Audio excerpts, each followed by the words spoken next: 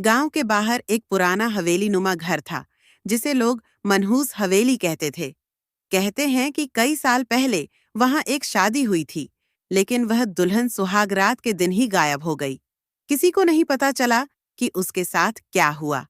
तब से हर रात उस हवेली से किसी दुल्हन के रोने और चूड़ियों के खनकने की आवाजें आती थीं। नई शादी, पुरानी दहशत। एक दिन गांव में रहने वाले रोहन की शादी तय हुई।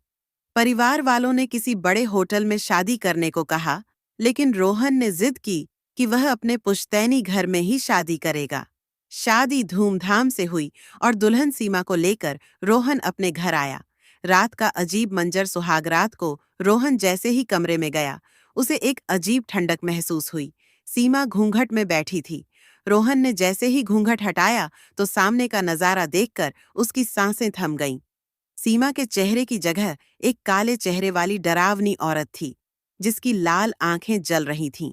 उसने डरावनी आवाज में कहा, "तूने मेरी जगह ले ली। अब मैं तुझे जिंदा नहीं छोड़ूंगी।" रोहन चीखते हुए कमरे से बाहर भागा, लेकिन दरवाजा अपने आप बंद हो गया। अंदर से दुल्हन बनी चुड़ैल की हंसी गूंज रही थी।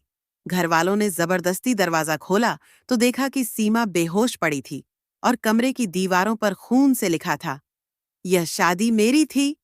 सच्चाई का खुलासा गांव के बुजुर्गों ने बताया कि कई साल पहले इस घर में एक लड़की की शादी तय हुई थी, लेकिन शादी की रात उसे किसी ने मार दिया था। तब से उसकी आत्मा इस घर में भटक रही थी। डर के मारे रोहन और उसका परिवार उसी रात वह घर छोड़कर चले गए।